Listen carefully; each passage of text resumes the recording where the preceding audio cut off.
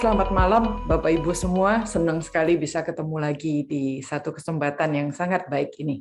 Mari saya ajak kita tunduk kepala, saya mau ajak kita untuk berdoa sebelum kita sama-sama belajar tentang Ayub. 2 Korintus 4 ayat 6 mengatakan, sebab Allah yang telah berfirman, dari dalam gelap akan terbit terang. Mari kita satukan hati kita. Kita mau meminta Tuhan untuk membuat terangnya bercahaya di dalam hati kita. Supaya apa yang kita pelajari hari ini sungguh boleh menjadi terang. Tidak hanya sekedar pengetahuan akan kemuliaan Tuhan, tetapi sungguh menjadi terang yang mengubah hidup kita. Bapa di sorga, tolong kami. Anak-anak Tuhan yang bersatu hati pada malam ini, yang kami ingin belajar bersama-sama. Bapa tolong setiap kami, buka pikiran kami dan hati kami, agar kami sungguh boleh mengenali kedalaman firman Tuhan, dan hidup kami diubahkan oleh firman Tuhan yang hidup itu. Kami berdoa dan memohon di dalam nama Tuhan Yesus. Amin. Baik, Bapak Ibu sekalian, terima kasih sekali lagi. Hari ini hari Kartini ya. Sangat senang saya bisa memandu pada hari ini. Baiklah. Hari ini kita akan belajar dari kitab Ayub. Nah, saya memberi judul ya, siapa kita dalam kitab Ayub. Kita akan menemukan banyak tokoh di dalam kitab Ayub. Nah, saya pengen mulai mengajak kita untuk berpikir, siapa ya kita kira-kira di dalam kitab Ayub ini. Sebelumnya, mari kita lihat struktur kitab Ayub. Jadi kalau Bapak Ibu sudah punya buku ini, Bapak Ibu bisa lihat di bagian halaman berapa itu? Halaman kelima dari depan itu ada tinjauan umum, di situ ada struktur kitab Ayub ya. Nah, dari struktur kitab Ayub ini kita akan membagi dalam 2 sesi ya, hari ini dan minggu depan. Hari ini kita akan belajar dari bagian 1 dan bagian 2A, dan itu akan kita hari ini ya, 21 April nanti sampai Ayub pasal 3. Nah, apa yang kita akan pelajari hari ini? Kita akan mengenal siapa Ayub. Ayub sebelum pencobaan ya, dia adalah seorang yang nanti kita akan lihat bagaimana karakter dan pribadi Ayub.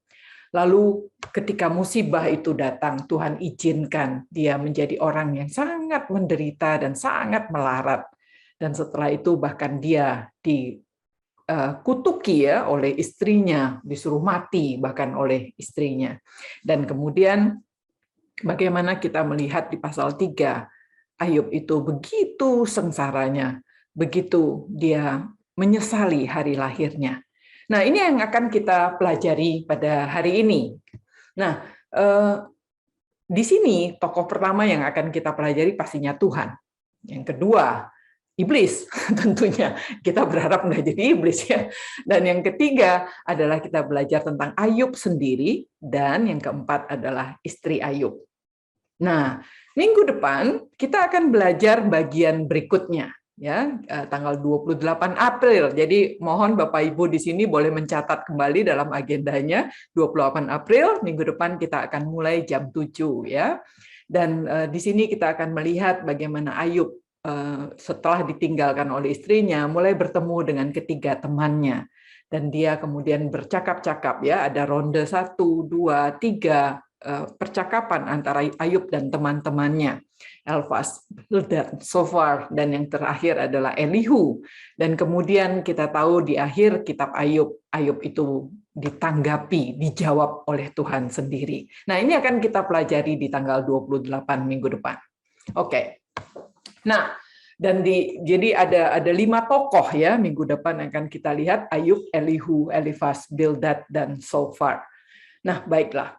Jadi kitab Ayub ini adalah kitab pertama di dalam kitab hikmat. Jadi Bapak Ibu kalau kita lihat pengelompokan kitab di Perjanjian Lama ya, sebelum kita masuk membahas kitab Ayub sendiri, kita mesti melihat Ayub ini di mana sih di dalam kitab Perjanjian Lama ya. Nah, Perjanjian Lama itu di kelompok pertama adalah kitab hukum ya. Itu adalah Kejadian sampai Ulangan, itu adalah kitab Taurat Musa. Yang kedua adalah kelompok kitab sejarah dari Yosua itu bicara tentang terbentuknya bangsa Israel sampai kemudian setelah masa pembuangan ke Babel dan kembali ke Yerusalem itu sampai kira-kira 400 sebelum Masehi ya. Dari Yosua sampai Esther itu adalah kitab sejarah. Nah, kemudian kita baru masuk yang disebut dengan kitab hikmat. Nah, Ayub adalah kitab pertama di dalam kitab hikmat. Dalam kitab hikmat itu ada Mazmur, Amsal, Pengkhotbah, Kidung Agung. Kemudian Perjanjian Lama dilanjutkan dengan kitab-kitab nabi besar, ya, Yesaya, Yeremia, dan Yehezkiel, dan kemudian dilanjutkan dengan nabi-nabi kecil, ada Daniel sampai Maleakhi. Nah, itulah pengelompokan dalam kitab-kitab Perjanjian Lama. Jadi, kitab Ayub ini adalah kitab pertama di dalam kitab hikmat. Nah, jadi diperkirakan kitab Ayub itu ditulis kira-kira 4.000 tahun yang lalu. Kebayang nggak sih 4.000 tahun yang lalu? Lama banget gitu ya. Itu adalah salah satu literatur tertua di dunia. Bahkan diperkirakan ini lebih awal penulisannya dibandingin kitab Kejadian. Kalau kitab Kejadian kan memang mencatat peristiwa permulaan dunia ada ya. Tetapi kitab Ayub diperkirakan lebih dahulu ditulis dibandingkan kitab Kejadian. Ya, pada saat itu, ketika baru aja berbudaya manusia ini mungkin ya, dan kemudian manusia mulai menuliskan pemikiran-pemikiran dan ekspresi-ekspresi mereka. Nah, disitulah kitab Ayub itu mulai ditulis. Jadi ini suatu karya yang luar biasa, yang kuno banget, tapi udah hebatnya luar biasa ya. Nah, Ayub sendiri itu adalah kisah dari seorang tokoh nyata. Ini orangnya benar-benar ada yang terjadi di dalam sejarah ya. Nah, kitab ini buktinya apa? Kitab ini dibuka dengan pernyataan ada seorang laki-laki. Nah, perkataan ini ada seorang lelaki ini sama persis ya, juga diceritakan juga dipakai di dalam Hakim-Hakim 17 dan 1 Samuel 1. Dimulai dengan ada seorang laki-laki. Jadi beneran memang ada laki-lakinya begitu ya. Lalu Nabi Yehezkiel juga menempatkan Ayub itu di dalam rangkaian dengan Nuh, Daniel, dan Ayub. Berarti ini bukan tokoh fiktif gitu. Nuh kita tahu ada, Daniel ada, Ayub juga ada ya. Dan ketiga orang ini ditaruh sejajar oleh Nabi Yehezkiel. Nah, lalu di dalam kitab Ayub ini setiap tokoh di dalam kitab Ayub, makanya itu yang kita mau pelajari ya. Tokoh-tokoh ini menarik. Setiap tokoh dalam kitab Ayub ini mempunyai karakter-karakter tertentu. Setiap orang ada karakter tertentu yang menyampaikan pergumulan-pergumulan mereka yang nyata, manusiawi, dan disampaikan dalam pergolakan perasaan. Emosi yang otentik ya. Jadi kita mesti membayangkan kita jadi orang Yahudi gitu. Orang Yahudi itu sangat berapi-api gitu ya, ngomong meledak-ledak mungkin. Sangat ekspresif, kepalanya digeleng-geleng dan seterusnya. Jadi kitab Ayub ini disampaikan dengan emosi yang seperti itu ya, emosi yang otentik. Nah, Martin Luther mengatakan kitab Ayub itu adalah buku yang paling agung di dalam Alkitab. Ya, ini perkataan dari Martin Luther. Nah, siapa penulisnya itu nggak diketahui pasti. Banyak ahli itu sepakat bahwa karya tulis ini ditulis oleh satu orang. Ada yang bilang Ayub sendiri yang tulis. Ada yang bilang Elihu, ada yang bilang Musa, tradisi Yahudi mengatakan Musa sebagai penulisnya. Ada yang bilang juga ada Hizkia, Yesaya, atau Esra, karena ada beberapa pemakaian bahasa Aram yang dipakai ya, dan itu sudah menunjukkan era yang sedikit lebih modern gitu. Nah, sehingga ada banyak para ahli tidak pernah bersepakat siapa penulisnya satu, tapi mereka tahu ada satu orang yang menulis secara major gitu ya. Nah, ada tambahan tulisan-tulisan minor yang datang dari beberapa orang lain yang kita yakini itu dipimpin oleh inspirasi ilahi. Nah, menariknya dari buku ini, penulis itu tidak merancang kitab Ayub ini sebagai kitab sejarah, tetapi sebagai kitab hikmat. Makanya dia dimasukin di dalam kelompok kitab hikmat, walaupun paling tua, tetapi dimasukkannya itu di dalam kitab hikmat pertama. Ya, nah.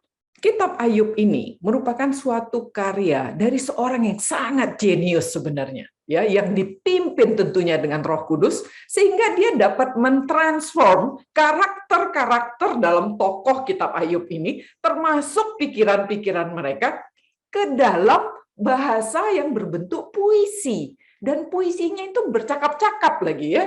Jadi kalau saya dari Sumatera Barat, saya orang Padang, kita di Padang biasa berpantun begitu, ya. Nah, di dalam gaya mereka penulis ini, luar biasanya dia mentransform karakter dan pemikiran di dalam bentuk puisi percakapan yang indah dan penuh arti.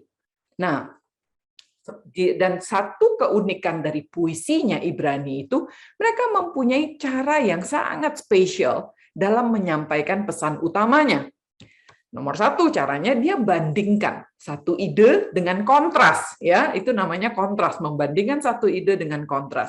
Jadi kita banyak ketemu di dalam kitab Ayub ini gaya penulisan seperti ini.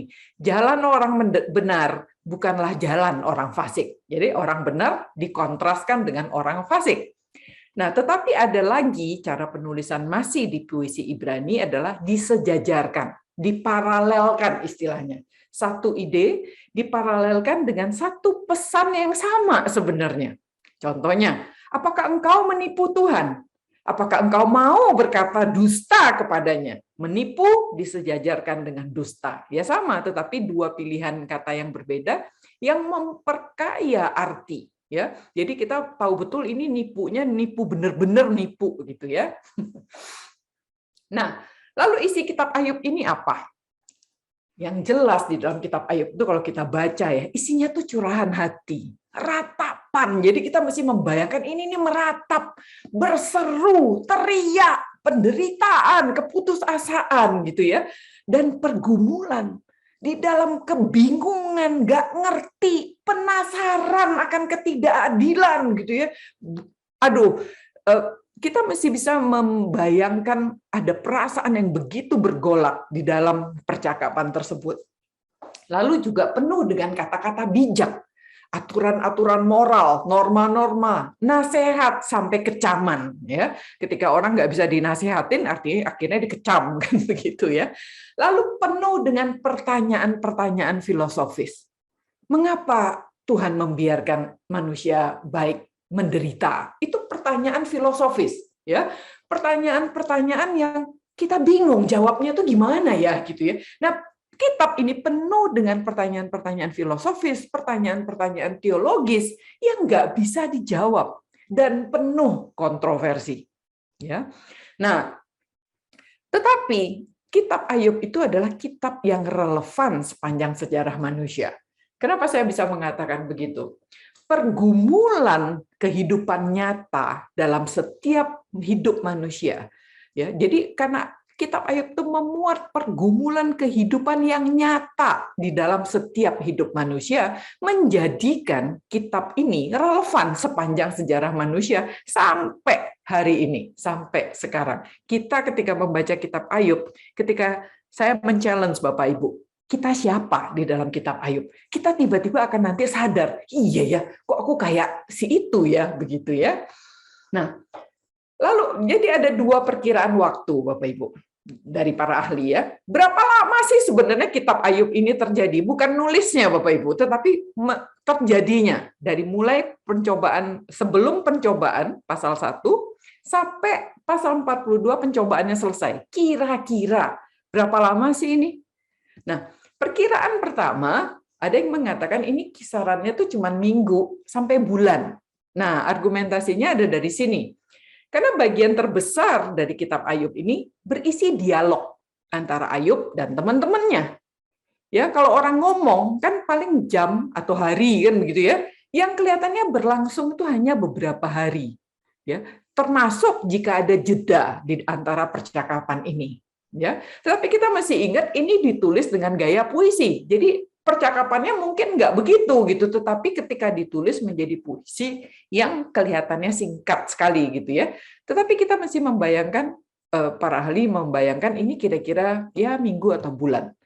Lalu di dalam Ayub sendiri, Ayub 7 dikatakan bulan-bulan yang sia-sia. Demikian dibagikan kepadaku bulan-bulan yang sia-sia dan ditentukan kepadaku malam-malam penuh kesusahan. Sehingga kembali kita bisa menyimpulkan, oh ini mungkin cuma kisaran minggu atau bulan. Ya, sekali lagi di Ayub 29.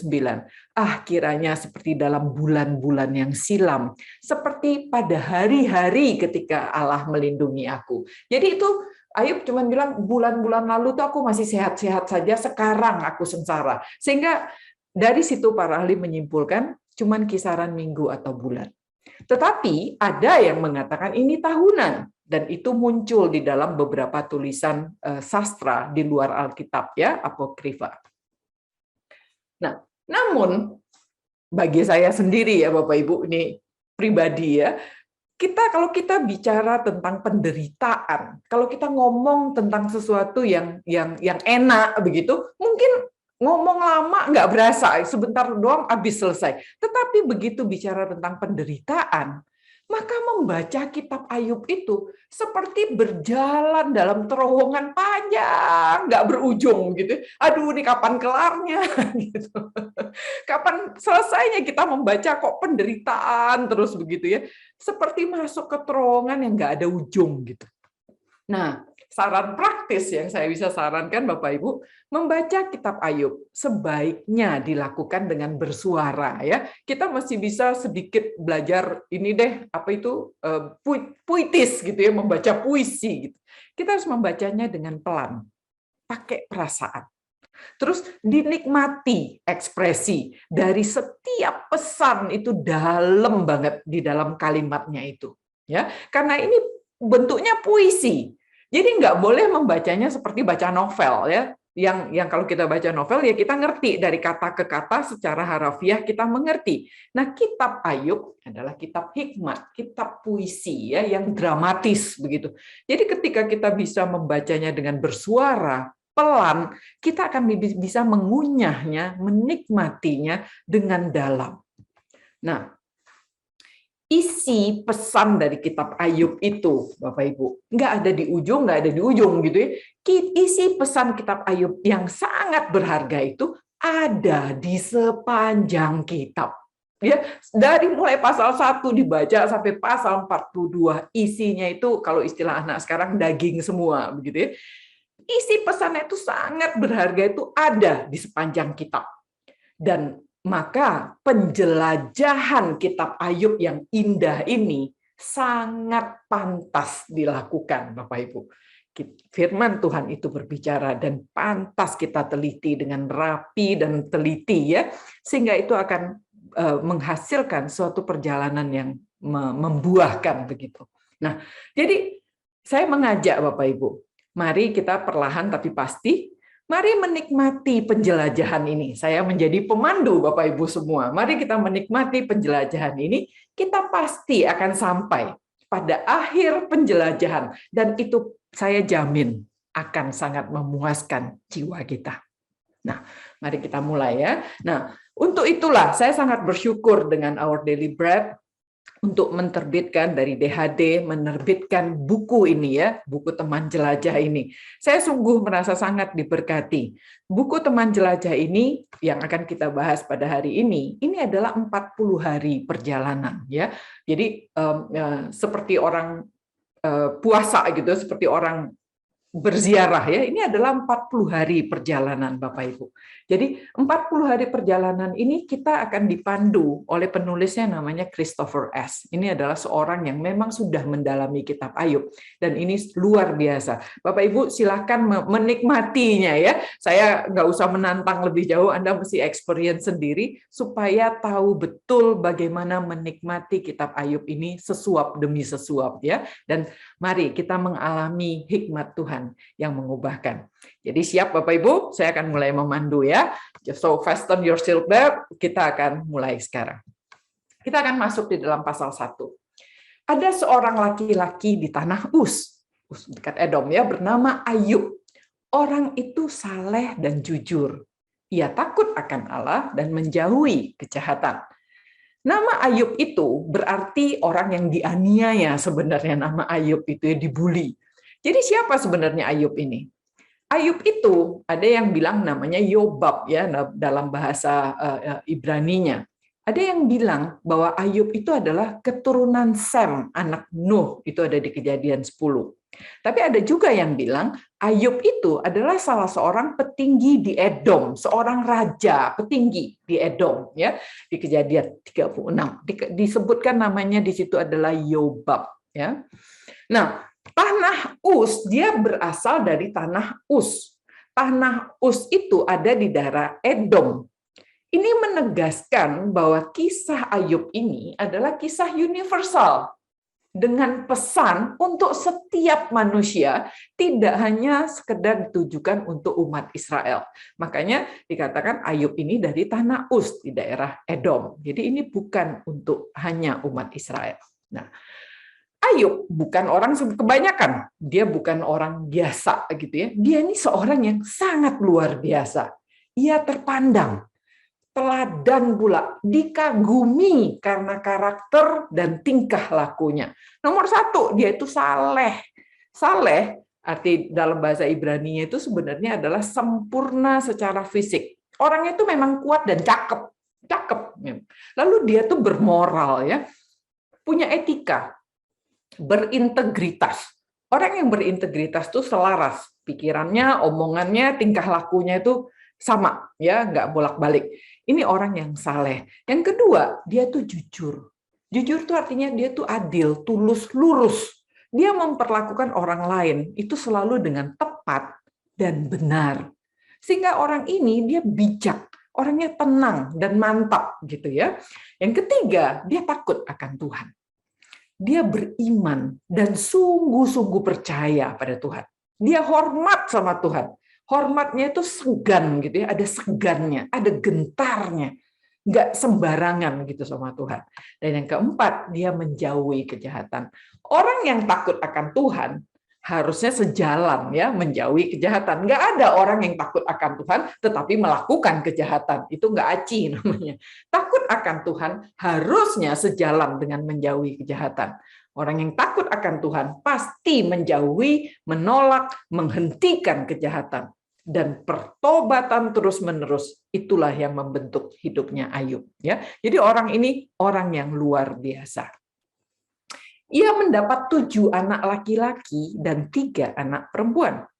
Ia memiliki 7.000 ekor kambing domba, 3.000 ekor unta, 500 pasang lembu, 500 keledai betina, dan budak-budak dalam jumlah yang besar. Sehingga orang itu adalah orang yang terkaya, terhebat begitu dari semua orang di sebelah timur.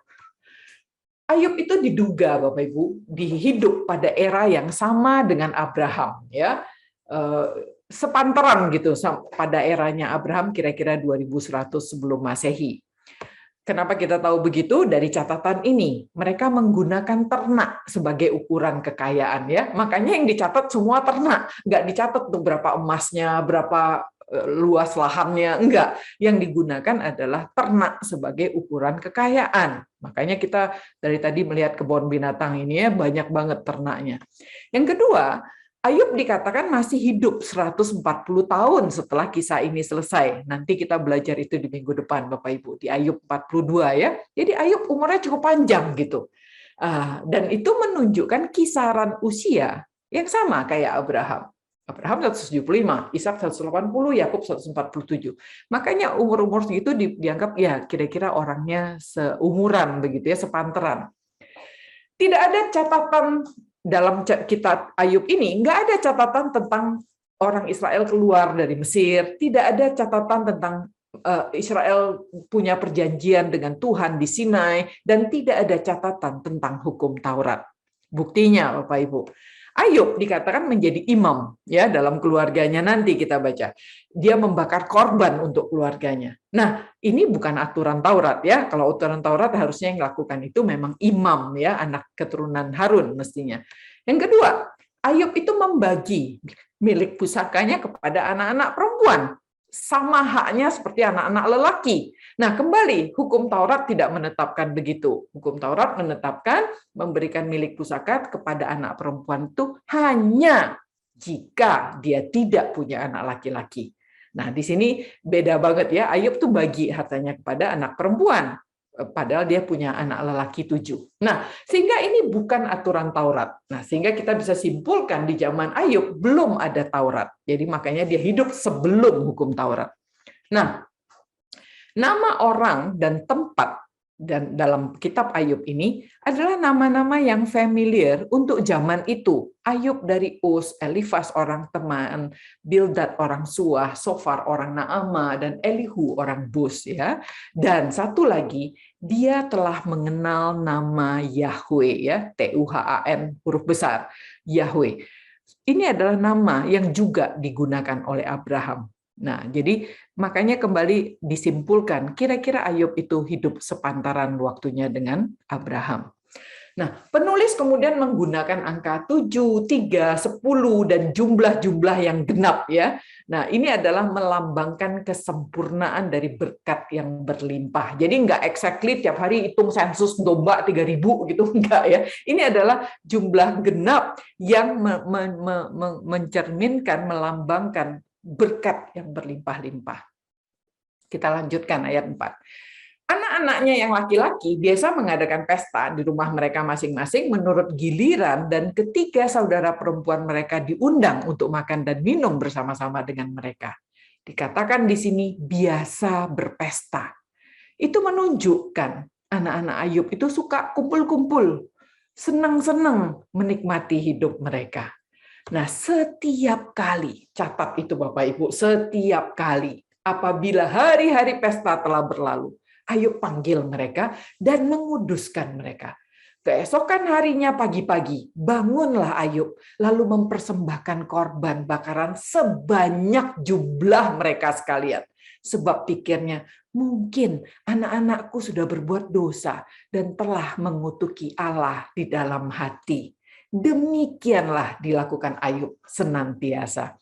Ayat ini dimulai dengan kata setiap kali, diakhiri dengan kata senantiasa. Luar biasa ya. Itu menunjukkan Ayub itu sungguh-sungguh, Bapak Ibu, dan setia ya. Setiap kali itu menunjukkan kesungguhan, nggak ada yang lewat. Senantiasa menunjukkan kesetiaan Ayub dalam menjalankan peran imam bagi anak-anaknya. Kenapa bisa begitu? Ada seseorang ya, ada Tuhan yang menggelisahkan dia tentunya. Ada kegelisahan yang Tuhan taruh di dalam hati Ayub. Dia gelisah dan dia tahu setiap anaknya berpesta. Aduh, dia gelisah, dia ingin terus menjaga kekudusan anak-anaknya. Ada kepekaan artinya.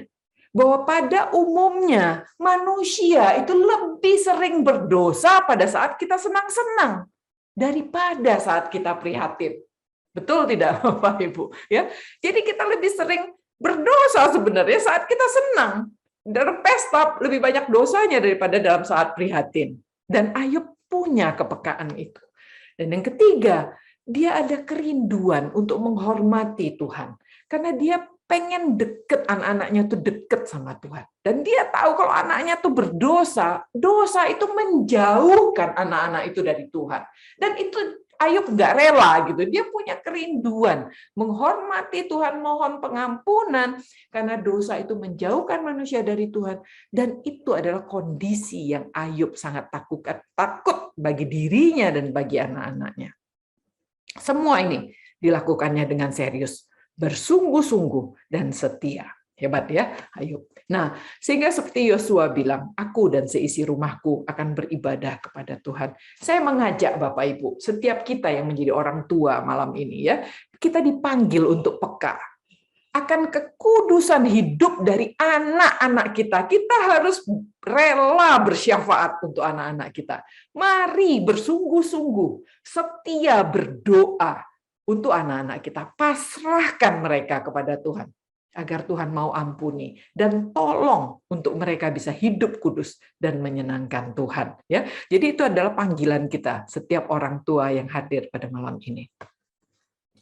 Pada suatu hari, datanglah anak-anak Allah menghadap Tuhan, dan di antara mereka datang jugalah iblis. Nah, ini adalah divine council, ya, meeting sorgawi begitu. Datang anak-anak Allah menghadap Tuhan, ada juga si iblis di situ. Kalau Bapak Ibu tanya saya, kok iblis bisa masuk surga? Saya juga nggak tahu jawabannya, Bapak Ibu. Tetapi ini adalah meeting council di mana Tuhan ada iblis di situ, ada iblis yang bertugas di situ. Dan Tuhan tanya kepada iblis, dari mana engkau? Lalu jawab iblis kepada Tuhan, dari perjalanan mengelilingi dan menjelajah bumi.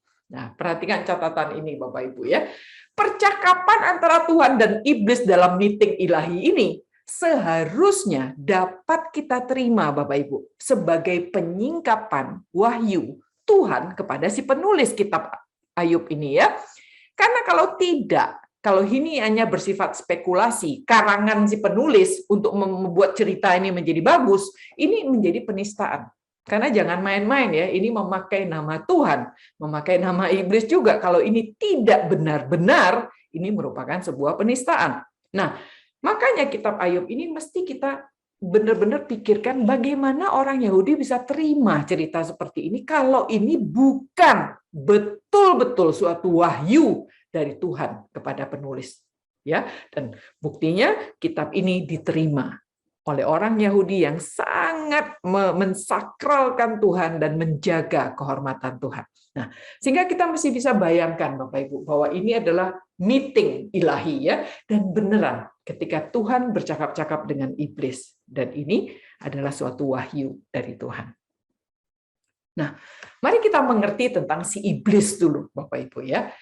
Awal mulanya iblis itu adalah malaikat Tuhan, dan Tuhan itu menugaskan dia untuk mendakwa manusia.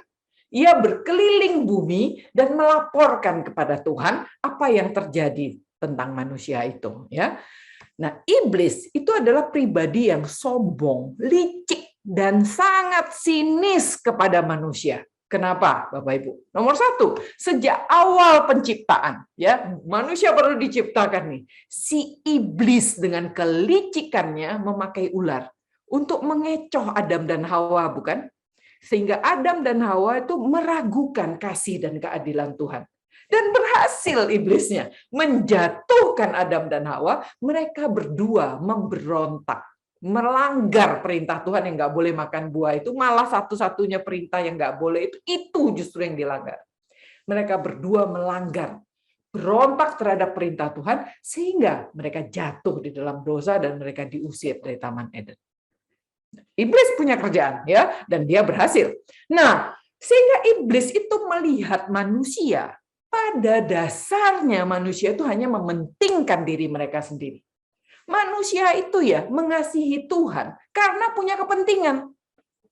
Dalam kasusnya Adam dan Hawa, karena kepengen seperti dia Tuhan. Makanya pura-pura mau kasihi Tuhan karena dia kepengen jadi seperti Tuhan. Jadi banyak manusia mengasihi Tuhan untuk apa? Rajin ke gereja untuk apa? Untuk diberkati, untuk jadi kaya, untuk jadi sehat, untuk jadi cakep, untuk jadi kuat, untuk jadi bahagia, untuk hidup nyaman. Jadi iblis itu melihat manusia itu, kamu tuh semua egois, mau mengasihi Tuhan, alah, itu hanya untuk dirimu sendiri, ya. Jadi sampai saat kisah Ayub ini dimulai, kesimpulan si iblis belum berubah. Dan itu membuat dia semakin sinis karena dia udah keliling dunia, ya, makin lihat keburukan manusia, dia makin sinis, makin sinis. Dia udah nggak bisa percaya bahwa ada manusia yang benar-benar tulus bisa mencintai Tuhan karena diri dan pribadi Tuhan sendiri, bukan karena iming-iming berkat dari Tuhan. Ya, dia udah nggak bisa percaya, udah sinis abis ngelihat manusia. Nah, yang berikutnya, iblis itu juga pribadi yang penuh dengki dan kebencian kepada Tuhan. Dia malaikat yang menjadi musuh dalam selimut, ya. Dia dengki dan benci kepada Tuhan. Dia nggak pernah percaya bahwa Tuhan itu benar-benar baik dan murah hati. Nggak percaya iblis. Ya, dia curiga terus. Dia melihat kebaikan dan kemurahan Tuhan itu sebagai iming-iming untuk merayu, bahkan membeli manusia untuk menyembah Tuhan. Ya, Dan dia kebencian dan kedengkiannya makin hebat. Karena ia tahu, ia nggak bisa kalahin Tuhan.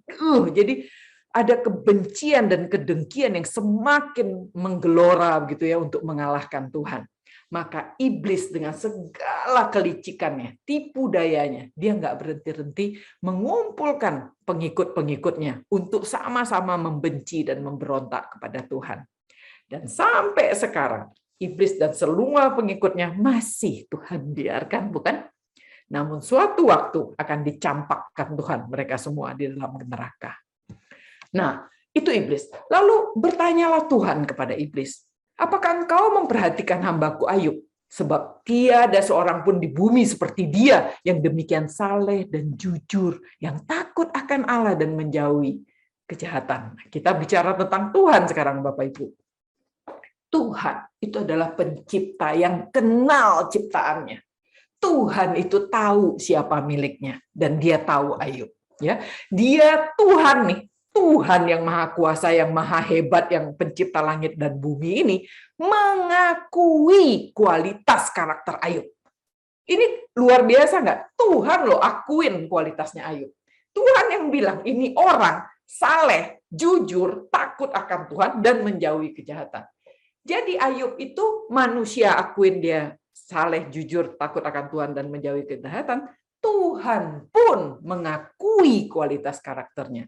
Dia saleh, dia jujur, dia takut akan Tuhan dan menjauhi kejahatan. Tuhan itu bangga dengan Ayub.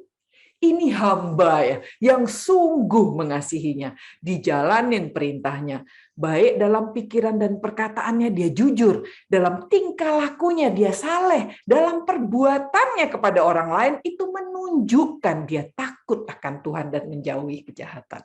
Jadi ini orang memang luar biasa ya. Nah, di dalam kasih karunia-Nya Tuhan kita itu penuh kasih karunia, Bapak Ibu. Nah, di dalam kasih karunia-Nya kepada Ayub, inilah Tuhan itu berinisiatif memulai kisah Ayub ini. Dengan apa? Dengan menantang iblis justru. Jadi Bapak Ibu perhatikan, yang memulai tantangan ini adalah Tuhan, bukan iblis. Tuhan yang memulai. Dia yang tanya, apakah engkau memperhatikan hambaku Ayub? Nah, kata memperhatikan di sini dalam bahasa aslinya itu artinya itu adalah sebuah istilah militer yang digunakan artinya itu mempelajari dengan seksama ya satu kota sasaran sebelum melakukan penyerbuan ke kota itu. Nah, itu yang dia tanya sama iblis. Kamu perhatiin detail nggak tentang Ayub? Kan begitu ya? Karena Tuhan tahu, iblis kamu tuh hatimu tuh dengki kan, dan kamu tuh benci kan terhadap aku dan kamu sinis kepada manusia ya. Tuhan memanfaatkan itu. Tuhan memakai kebencian dan kesinisan iblis itu justru dengan melemparkan tantangan kepada iblis ya, bahwa masih ada manusia yang tulus mengasihi Tuhan karena dirinya, bukan karena berkat-Nya. Dan kalau ini benar dan terbukti, maka ini akan membungkam mulut iblis. Ya, jadi Tuhan yang melempar tantangan ini. Lalu jawab iblis kepada Tuhan, apakah dengan tidak mendapat apa-apa Ayub takut akan Tuhan? Bukankah engkau yang membuat pagar sekeliling dia dan rumahnya, serta segala miliknya? Apa yang dikerjakannya telah kau berkati dan apa yang dimilikinya makin bertambah di negeri itu. Tetapi coba ulurkan tanganmu dan jamah segala yang dipunyainya. Ia pasti mengutuki engkau di depanmu. Dari sisi iblis, kebanggaan Tuhan akan Ayub dilihat sebagai celah masuk untuk mempermalukan Tuhan. Ini si licik ya, Bapak Ibu mesti ngebayang ini licik banget gitu ya. Wah, Tuhan lagi banggain. Nah lo, dapat gua celah masuk, akan aku permalukan, katanya. Kenapa? Karena dia sangat yakin. Nggak ada manusia yang tulus mengasihi Tuhan. Nggak ada. Manusia itu egois. Manusia itu hanya taat untuk memperalat Tuhan kok. Untuk memberikan keinginan diri mereka sendiri. Mereka taat supaya dapat kaya, taat supaya sehat, taat supaya pintar, dapat kemolekan, dapat kebahagiaan, dan lain sebagainya. Iblis dengan licik. Perhatikan Bapak Ibu, dia licik sekali. Dia bilang, Tuhan, kamu deh yang ulurkan tanganmu menghancurkan semua kepemilikan Ayub.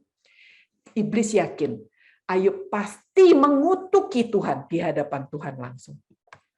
Maka firman Tuhan kepada iblis, nah, segala yang dipunyainya ada dalam kuasamu, hanya jangan engkau mengulurkan tanganmu pada dirinya. Kemudian pergilah iblis dari hadapan Tuhan. Bapak Ibu perhatikan, Tuhan kita jauh lebih cerdas ya, jauh lebih pintar daripada iblis. Tuhan mengenali kelicikan iblis dan dia tidak terjebak. Iblis kan bilang, kamu dong yang hancurkan. Kalau Tuhan yang hancurkan, iblis akan bilang, kamu kurang pintar ngancurinnya, kamu pura-pura aja menghancurkan Ayub, nggak sungguh-sungguh, sehingga Ayubnya bisa tetap setia, begitu kan? Tuhan mengenali kelicikan iblis. Tuhan tidak terjebak di dalamnya. Makanya Tuhan bilang, nyoh, kan gitu, monggo, kasih izin kepada iblis, hancurin dah, silahkan. Tetapi ada satu batasan, jangan sentuh diri Ayub. Jadi di situ kita tahu Bapak Ibu, iblis bisa nggak mencobai? Tuhan kasih izin kok. Iblis itu punya SIM, surat izin mencoba. Dia punya surat izin mencobai manusia karena Tuhan kasih. Tetapi Tuhan kasih batasan, nggak boleh sentuh diri Ayub. Kamu boleh hancurkan, tetapi ada tetapinya, ya. Pada suatu hari ketika anak-anaknya yang laki-laki dan yang perempuan makan-makan dan minum anggur di rumah saudara mereka yang sulung, datanglah seorang pesuruh kepada Ayub dan berkata, sedang lembu sapi membajak, keledai-keledai betina makan rumput di sebelahnya. Datang orang-orang Sheba, menyerang dan merampas, serta memukul penjaganya dan dengan mata pedang. Hanya aku sendiri yang luput, sehingga dapat memberitahukan kepada hal itu kepada Tuhan. Sementara orang itu bicara, datang lagi yang lain dan berkata, api telah menyambar dari langit dan membakar setelah memakan habis kambing domba dan penjaga-penjaga. Hanya aku sendiri yang luput, sehingga dapat memberitahukan hal itu kepada Tuhan. Sementara orang itu bicara, datang orang lain dan berkata, orang-orang Kasdim membentuk 3 pasukan, lalu menyerbu unta-unta dan merampasnya serta memukul penjaganya dengan mata pedang. Hanya aku sendiri yang luput, sehingga dapat memberitahu hal itu kepada Tuhan. Sementara orang itu bicara, datang orang lain dan berkata, anak-anak Tuhan yang laki-laki dan yang perempuan sedang makan-makan dan minum anggur di rumah saudara mereka yang sulung. Maka tiba-tiba angin ribut bertiup dari seberang padang gurun. Rumah itu dilandanya pada 4 penjuru dan roboh menimpa orang-orang muda itu sehingga mereka mati. Hanya aku sendiri yang luput, sehingga dapat memberitahukan hal itu kepada Tuhan. Bapak Ibu, mari kita lihat ya. Dengan seizin Tuhan, iblis memakai bangsa-bangsa lain, ada orang Sheba dan orang Kasdim, memakai kekuatan alam. Jadi iblis bisa pakai loh kekuatan alam ya. Ada api dari langit, ada angin ribut, menghancurkan semua milik Ayub, harta dan nyawa anak-anaknya. Nah, semua bencana ini, Bapak Ibu, kalau kita baca ya, nah inilah yang ditulis dalam gaya fiksi sastra yang dramatis ya. Jadi berturut-turut kayak kena tabok berganti-gantian gitu ya, bencana alam manusia begitu ya. Jadi sengaja ditulis begitu. Dan semua ini habis. Bisa semua habis, hanya ada satu orang yang terluput untuk dapat melaporkannya. Jadi ini berkesan seperti dongeng begitu. Tapi ini adalah gaya penulisan sastra yang memang dibikin dramatis, ya, didramatisir begitu ya, supaya terjadi ketegangan begitu. Nah, maka berdirilah Ayub, lalu mengoyak jubahnya dan mencukur kepalanya, kemudian sujudlah ia dan menyembah. Ayub berduka. Duka cita yang mendalam. Tetapi Ayub merendahkan dirinya, sujud dan menyembah Tuhan. Katanya, dengan telanjang aku keluar dari kandungan ibuku, dan dengan telanjang aku akan kembali ke dalamnya. Tuhan yang memberi, Tuhan yang mengambil. Terpujilah nama Tuhan. Ia sadar, Bapak Ibu. Ya, orang yang kehilangan segala-galanya dan sadar dan tetap bisa memuji Tuhan, itu orang yang benar-benar sadar bahwa semua yang ia miliki itu adalah milik Tuhan dan Tuhan berhak mengambil semuanya. Ia berduka, tapi ia tidak menyalahkan Tuhan. Ia tidak mengutuki Tuhan. Di dalam kedukaannya, ia dapat memuji Tuhan. Ayat ini membuktikan apa, Bapak Ibu? Membuktikan bahwa pusat hidup Ayub, dia benar-benar orang yang takut akan Tuhan. Pusat hidupnya itu ada di Tuhan, bukan pada keluarganya, bukan pada harta kekayaannya. Sedih dia, berduka dia, tetapi dia tetap puji Tuhan. Bagaimana dengan kita, Bapak Ibu? Ya, kalau kita kehilangan harta, habis bangkrut, kita kehilangan keluarga semua. Ya, ini sebuah riset menunjukkan begini Bapak Ibu, ini adalah kasus bunuh diri di Korea. Kita ambil yang umur 50 tahun ya, yang kiri bawah ya. Kita lihat nih, 52% orang bunuh diri karena kesulitan ekonomi, finansial, dan karena persoalan family. Dua yang terbesar yang dialami oleh Ayub. Dia juga kena sakit nantinya ya. Nah, ini adalah kasus-kasus orang bunuh diri yang terjadi di dunia, tapi Ayub tidak begitu ya. Dalam kesemuanya itu Ayub tidak berbuat dosa dan tidak menuduh Allah berbuat yang kurang patut. Tuhan yang mengenal Ayub ini berhasil membuktikan ada loh manusia yang benar tulus mengasihinya, bukan berkat-berkatnya, dan Tuhan berhasil membungkam iblis untuk sementara. Kita masuk ke pasal 2. Pada suatu hari datanglah anak-anak Allah menghadap Tuhan, dan di antara mereka ada si iblis lagi menghadap Tuhan. Lalu bertanya Tuhan kepada iblis, "Dari mana kamu?" Lalu jawab iblis kepada Tuhan, "Dari perjalanan mengelilingi dan menjelajah bumi." Firman Tuhan kepada iblis, "Kembali nih Tuhan ya, apa engkau memperhatikan hambaku Ayub? Sebab tiada seorang pun di bumi seperti dia, yang demikian saleh, jujur, takut akan Allah, dan menjauhi kejahatan. Ia tetap tekun di dalam kesalehannya, meskipun engkau telah membujuk aku melawan dia untuk mencelakakannya tanpa alasan." Kalimat ini ditujukan kepada iblis yang bungkam. Tuhan sudah membungkam dia, tapi sementara. Sekarang Tuhan kembali nih membanggakan Ayub yang sudah lulus dalam pencobaan yang berat. Dalam keadaan bangkrut, Ayub tetap tekun dalam kesalehannya. Tuhan kenal Ayub, dan Tuhan tahu persis apa yang akan dia lakukan. Tuhan mengizinkan pencobaan menimpa Ayub, tapi tidak melampaui kekuatannya. Ya, Tuhan memakai pencobaan untuk membawa kebaikan bagi Ayub pada waktunya. Ya, itu dia Bapak Ibu, itu kuncinya, pada waktunya. Nah, dan Tuhan punya maksud.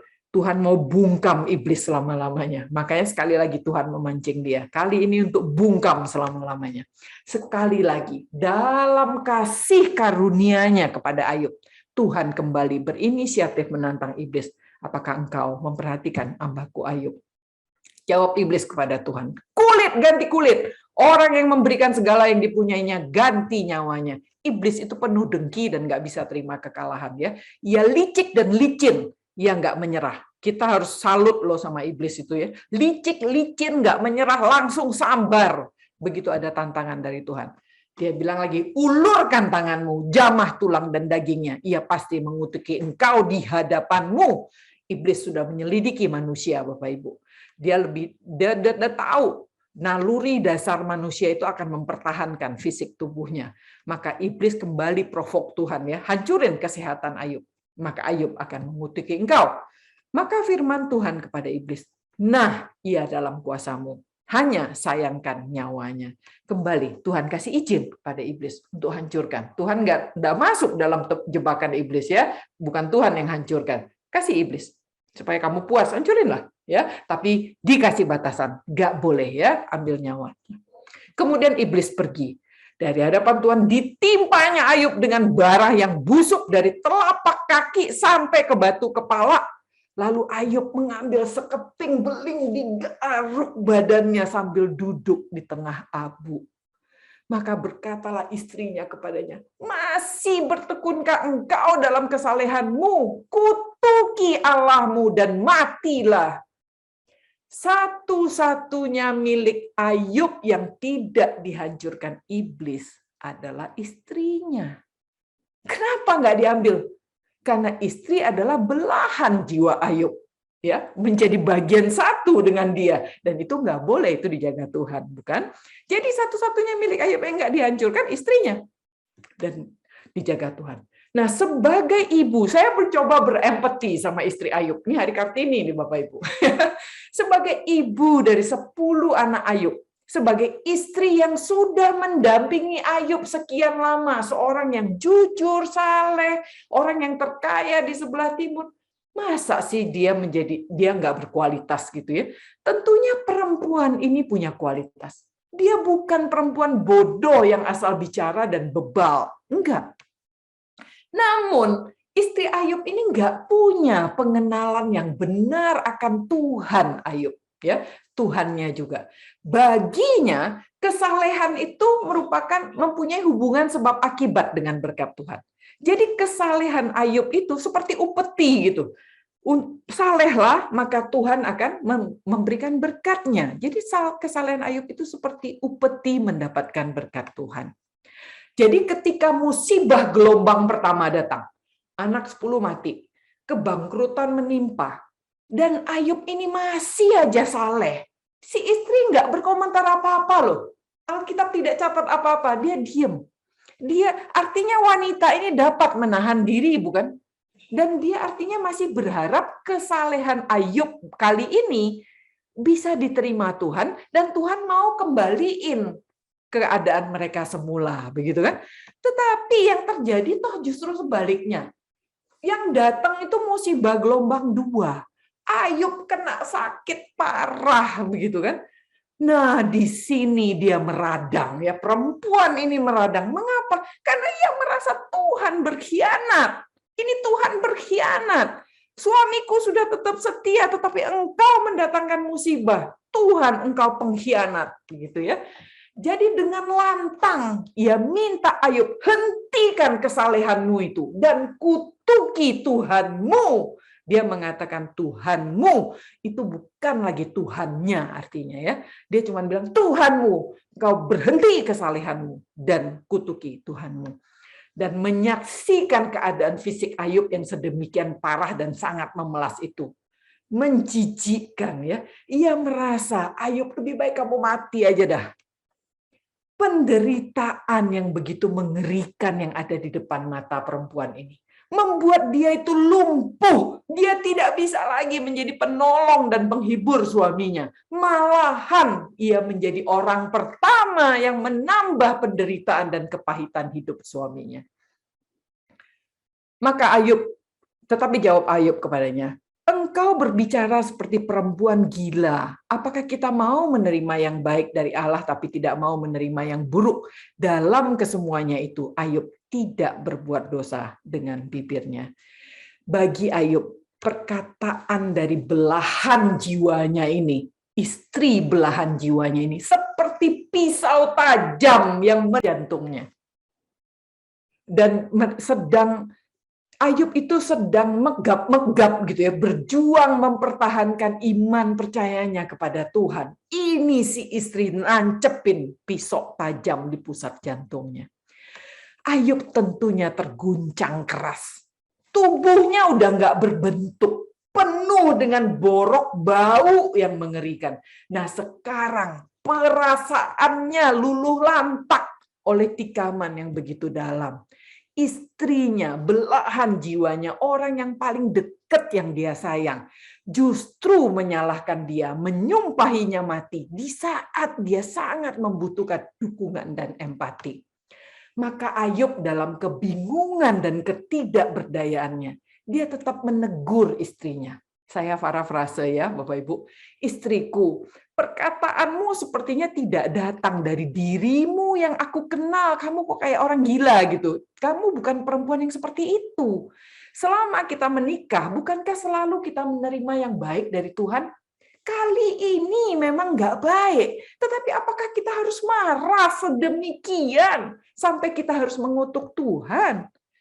Dalam penderitaannya, teguran Ayub kepada istrinya ini benar-benar teguran yang tulus dan jujur. Bukan untuk gagah-gagahan ya, sudah menderita tapi mosok gagah, enggak. Dia dengan tulus, karena dia adalah orang yang jujur dan saleh si Ayub ini ya. Bukan untuk gagah-gagahan atau berkesan baik dan bermoral. 2 gelombang musibah telah menimpa Ayub ternyata belum selesai.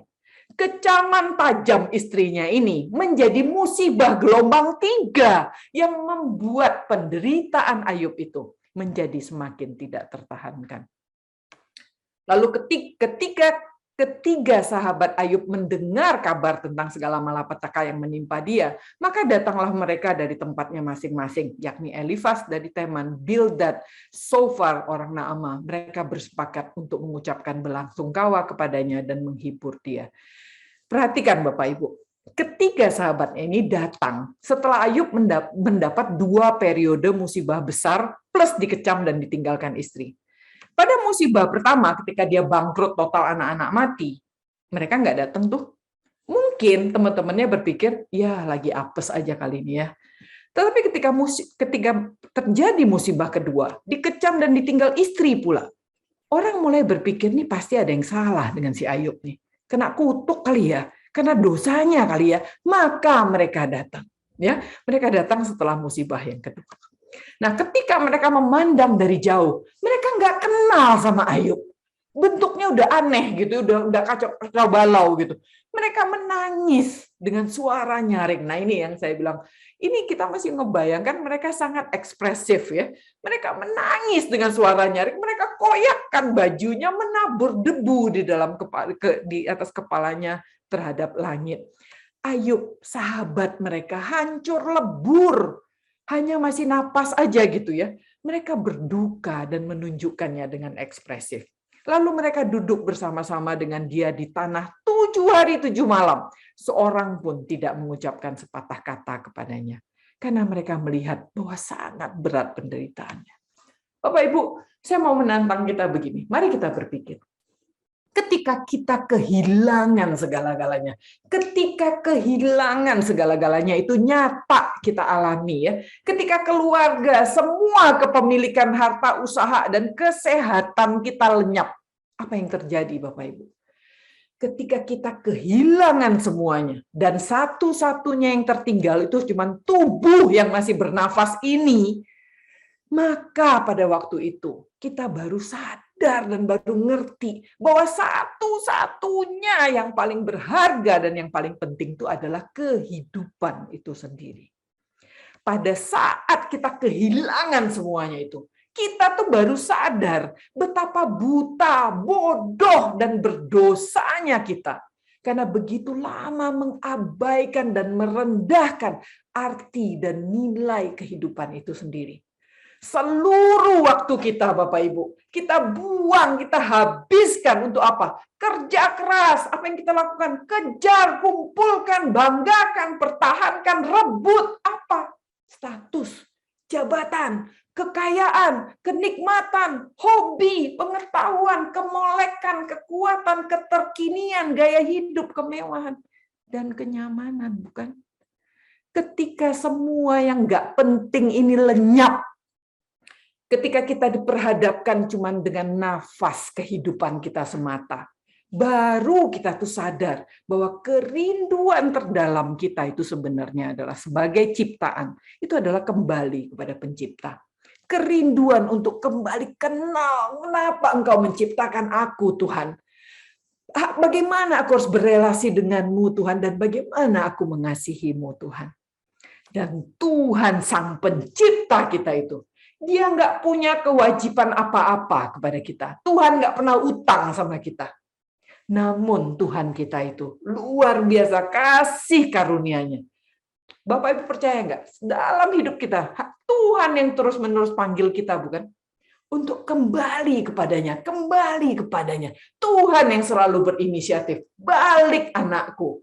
Ya, bahkan Tuhan rela memberikan anaknya yang tunggal datang untuk menebus kita yang berdosa, mati menggantikan kita. Itu yang kita peringati minggu lalu, bukan? God is not our last hope. He is our only hope. You don't realize Jesus is all you need until Jesus is all you have. Nah, sehingga ketika Tuhan mengizinkan semua yang dirasakan penting dalam hidup itu lenyap, sebenarnya Tuhan sedang menyiapkan suatu kondisi yang memaksa Ayub sampai pada kesadarannya yang paling dasar tentang apa yang benar-benar penting dan berharga dalam hidup ini.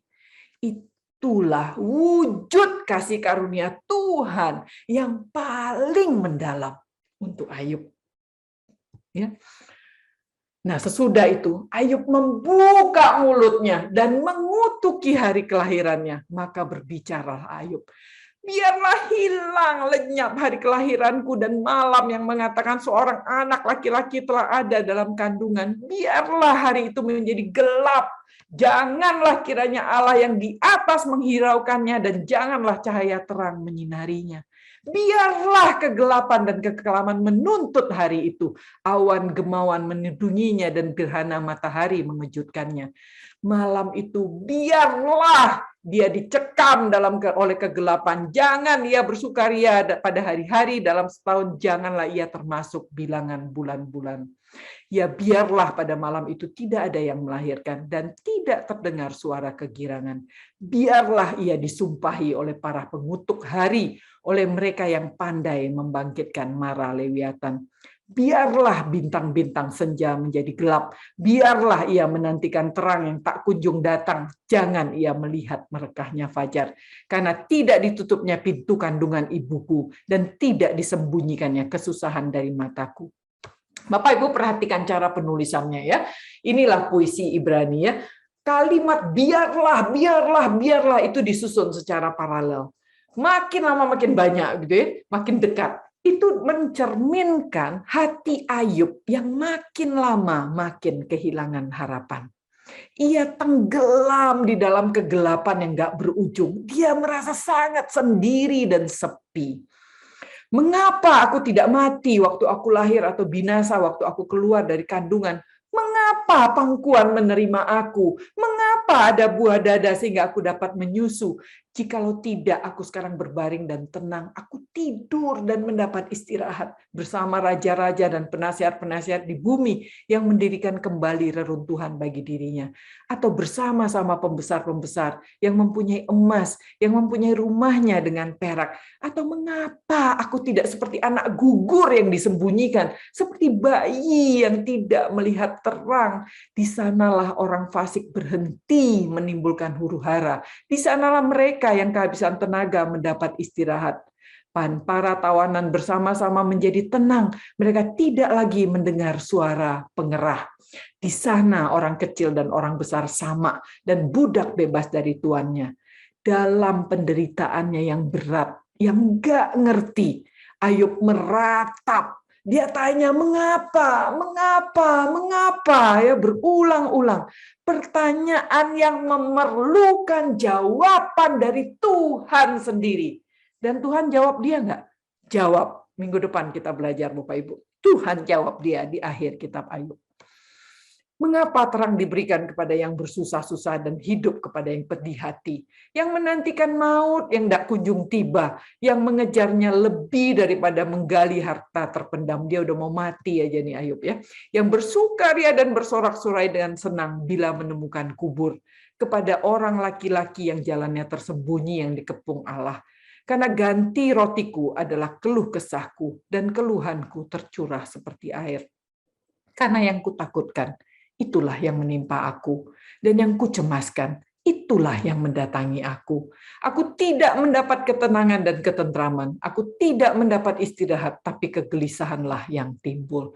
Ia nggak tahu salahin siapa ini. Ia mengutuki hari lahirnya. Ia menyesali kenapa aku harus hadir di bumi ini. Dia menantikan kematiannya.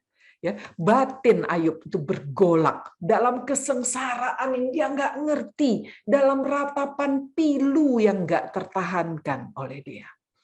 Nah, Bapak Ibu, saya mau mengambil dari buku kita ya. Bapak Ibu buka pada hari ketiga ya.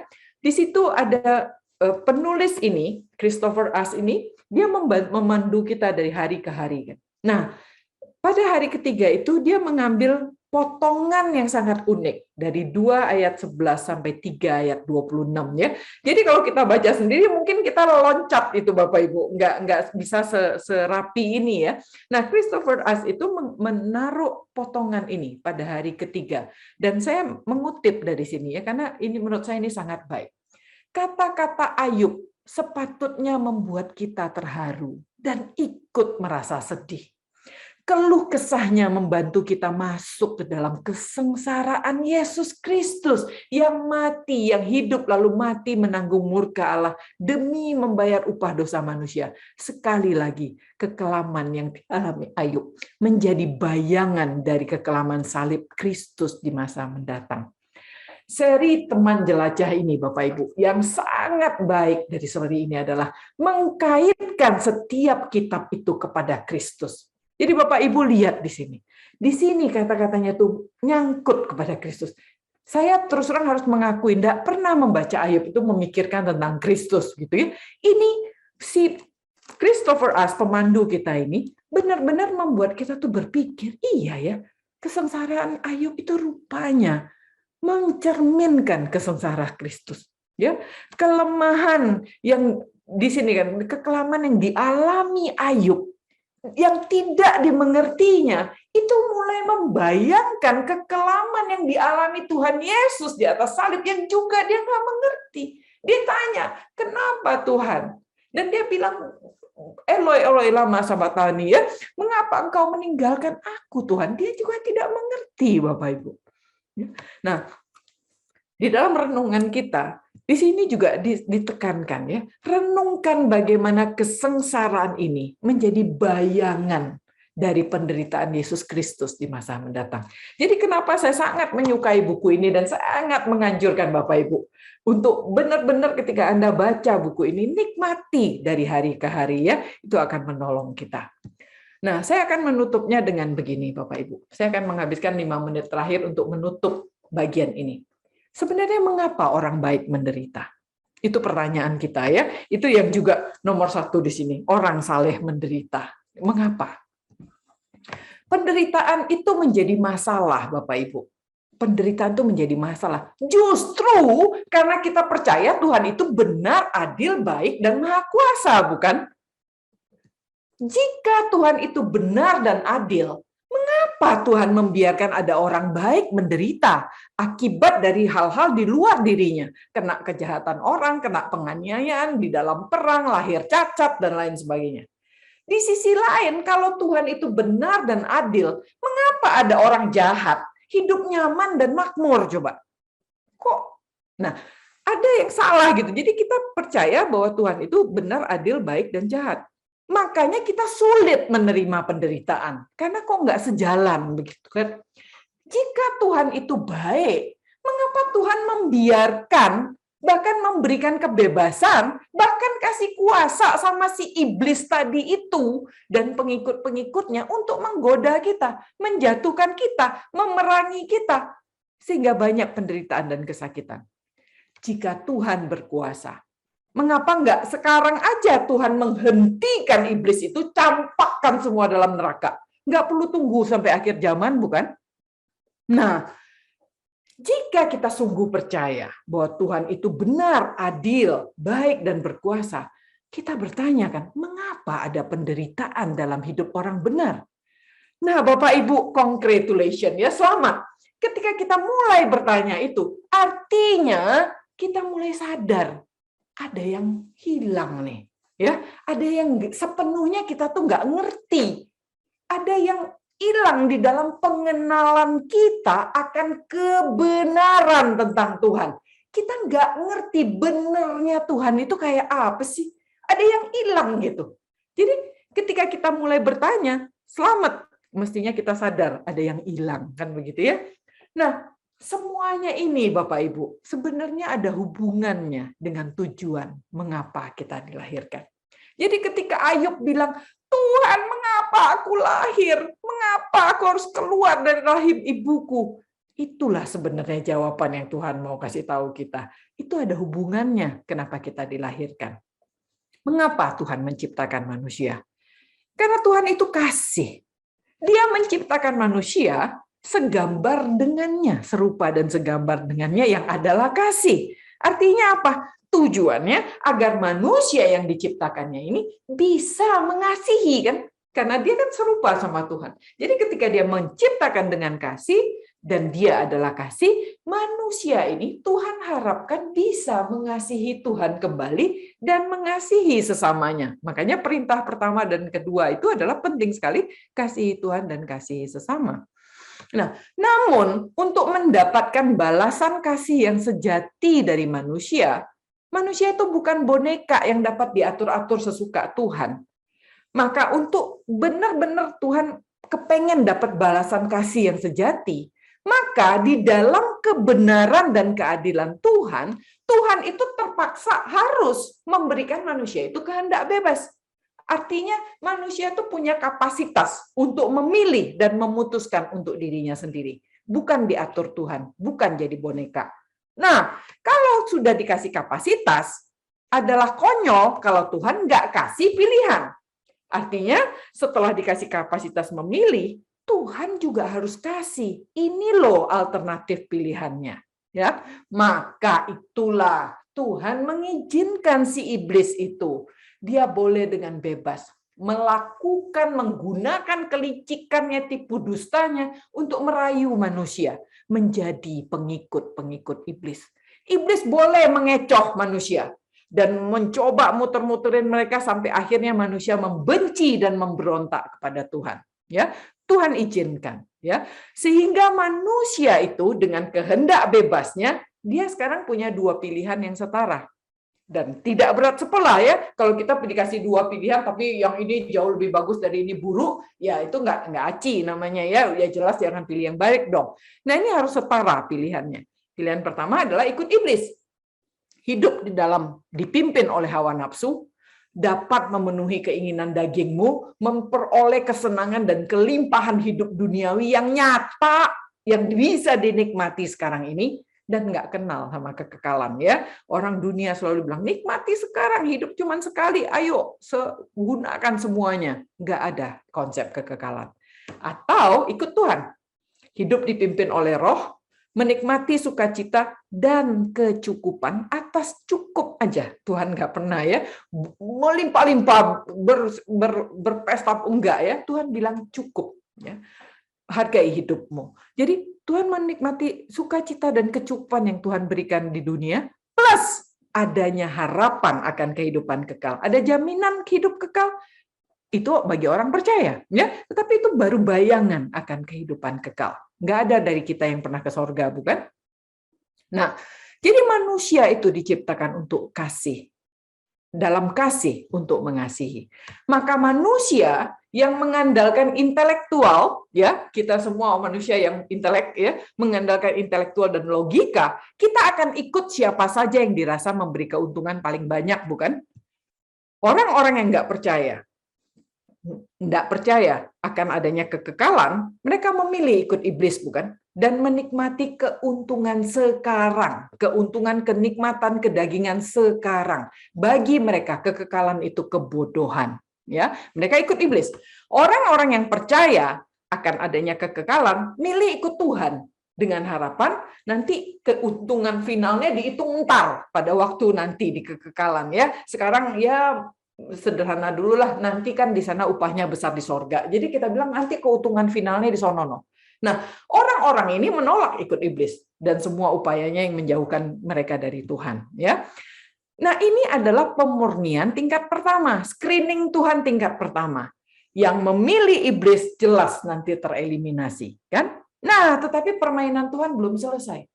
Dalam kasih karunia-Nya, Tuhan mengizinkan ada satu proses pemurnian lagi, yaitu pemurnian yang mengandalkan iman, bukan lagi pakai logika.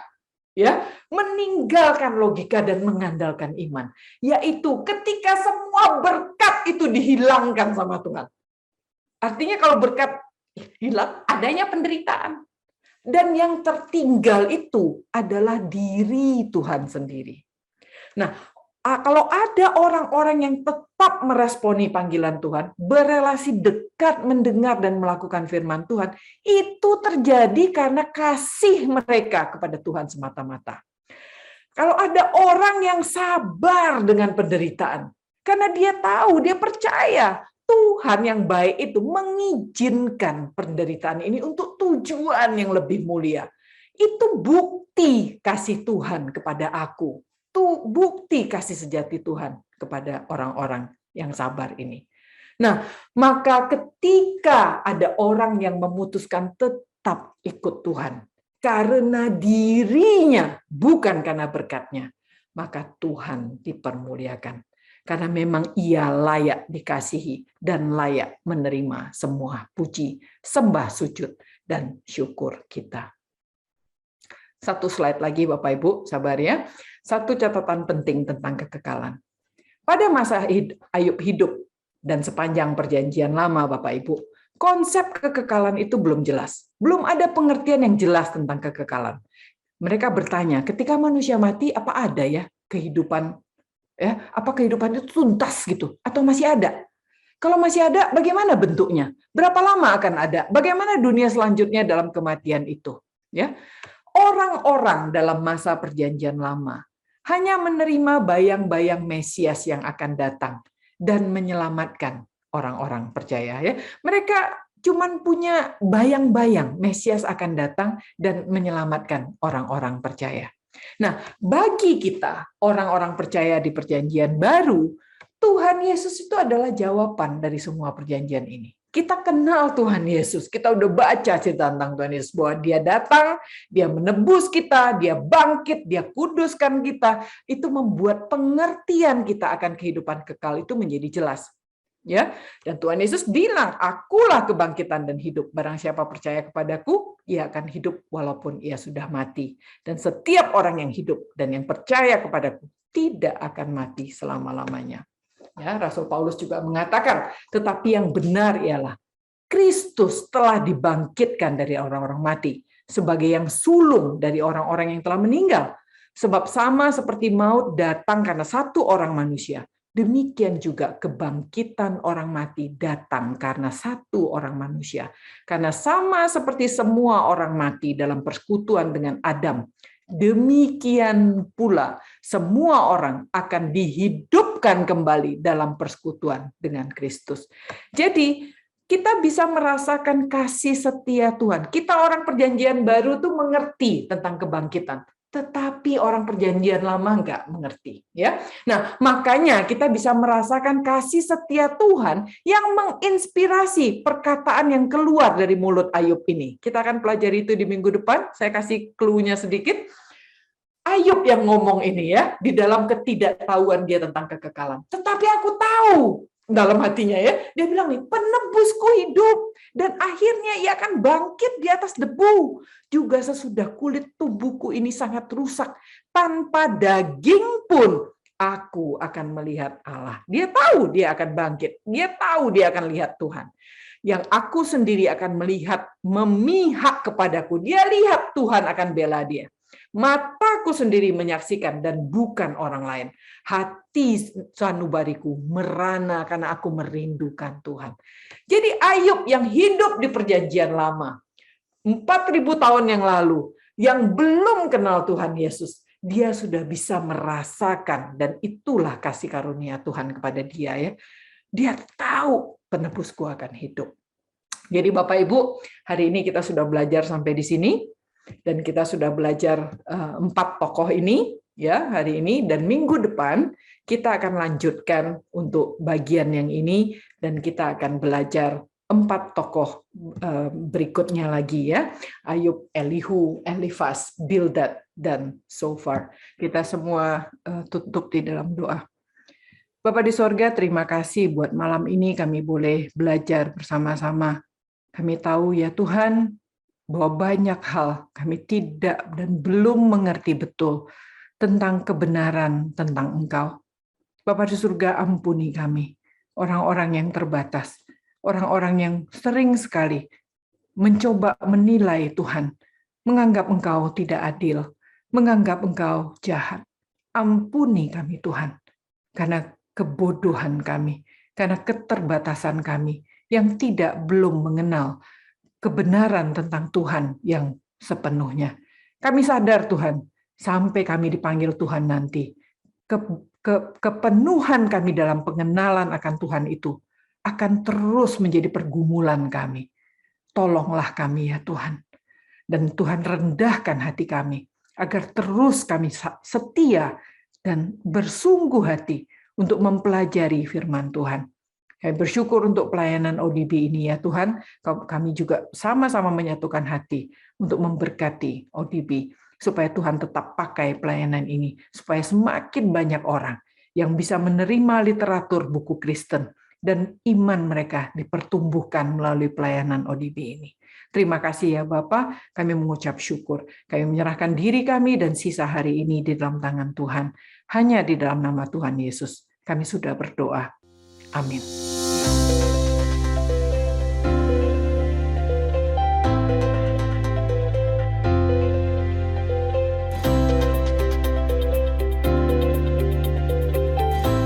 Hey Yus, lagi di sini juga? Kak Dwi, lagi main kemari. Lagi cari bahan buat persiapan sharing di gereja ya? Iya nih, cuman agak bingung sama bahannya. Walaupun sudah sering baca firman Tuhan, namun masih banyak bagian Alkitab yang aku nggak paham. Makanya lagi nyari bahan PA pribadi nih. Wah, itu kerinduan yang indah yang Tuhan taruh dalam hatimu, yang pasti akan menumbuhkan imanmu juga. Sebentar, aku kayaknya punya bahan yang cocok buat nolongin kamu. Aku tunjukin ya. Yuk. Nah ini dia, buku yang aku bilang tadi. Aku baru pakai buku ini 1 bulan. Namanya Teman Jelajah. Bukunya kelihatan simpel dan tipis, tapi isinya luar biasa, dalam dan sistematis. Buku ini menolong banget untuk mengerti satu kitab dalam Alkitab. Tiap hari ada bagian-bagian firman Tuhan dari kitab itu yang kita temukan dan kita jelajahi, berurutan bagian demi bagian, ayat demi ayat, tiap hari sampai selesai satu kitab. Wah, seru juga ya baca Alkitab begitu. Coba lihat, Kak. Coba lihat deh belakangnya, ada penulisnya. Penulisnya ini orang yang sudah mempelajari kitab ini dengan mendalam. Jadi penulisnya nggak cuma sharing latar belakang dan isi kitab yang membantu kita melihat dari sudut pandang teologi yang benar, tetapi juga membagikan wawasan-wawasannya yang mendalam. Nah, penggalan-penggalan firman Tuhan yang kita baca setiap hari juga pas banget, nggak kebanyakan, nggak kedikitan. Selain itu ada pertanyaan-pertanyaan perenungan yang membuat kita bisa memikirkan nih, apa sih hubungan firman Tuhan itu dengan hidup kita sehari-hari. Aku merasa banget dengan dilengkapi Teman Jelajah ini, membaca Alkitab itu jadi seperti diajak melakukan penjelajahan yang seru. Dan aku benar-benar dibantu untuk menemukan kedalaman dan kekayaan firman Tuhan. Iya ya, keren banget ini. Terus ada bagian jurnalnya juga. Kita bisa mencatat pemikiran kita saat merenungkan firman Tuhan hari ini. Benar banget. Jurnal ini penting dan berguna sekali. Nanti pemikiran yang kamu catat di situ bisa menolong kamu untuk menyiapkan bahan sharing di gereja. Artinya, kita bisa PA pribadi setiap hari dong. Nah, betul banget. Setengah jam aja kamu PA pribadi dengan buku ini menjadi waktu yang terbaik yang kamu gunakan setiap hari. Wah, aku jadi ikut excited. Mau pakai buku ini juga ah. Ya, kita lihat lagi ya. Karena orang suka nanya ya. Pengalaman kami mungkin sama dengan pengalaman Anda juga. Teman Jelajah menjadi buku panduan yang pas buat kita-kita yang rindu PA pribadi setiap hari. Dan buku Teman Jelajah ini juga panduan yang tepat untuk PA kelompok loh. Ayo, sama-sama alami hikmat Tuhan yang mengubahkan.